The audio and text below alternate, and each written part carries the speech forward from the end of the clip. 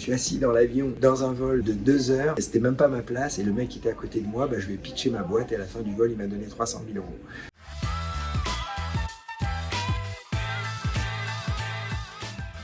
Je m'appelle Taï Chris et rider professionnel pendant de longues années. J'ai gagné les X Games aux États-Unis plein de fois. J'ai un son incroyable de la Tour Eiffel. J'ai sauté en roller il y a 12 ans en arrière devant 100 000 personnes, un truc incroyable, et aussi du Sacré-Cœur. J'ai fait beaucoup de télé, j'ai fait Koh-Lanta, Pékin Express, Danse avec les stars. Et maintenant, je suis entrepreneur dans la tech parce que j'ai lancé une application qui s'appelle On-Off qui permet d'avoir un deuxième numéro en un clic sur son portable pour les particuliers et également les professionnels. Une vie assez riche de sportif à entrepreneur maintenant.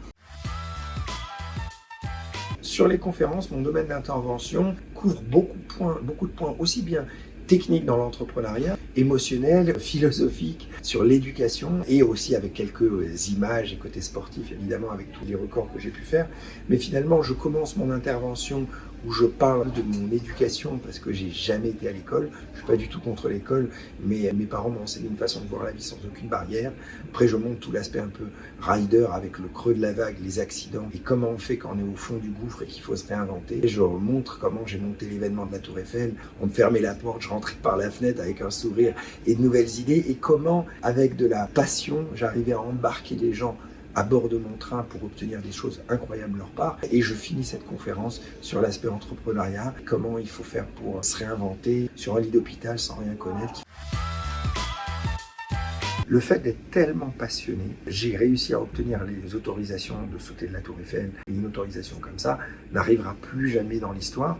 Et il y avait des éléments techniques, par exemple, quand j'ai fait au Sacré-Cœur, aucune autorisation n'était possible. La solution que j'ai trouvée, c'était d'abaisser la rampe à même le sol, calculer que le poids de ma structure représentait le même poids que le poids des touristes. Là, j'avais trouvé l'astuce technique, scientifique, pour avoir l'autorisation.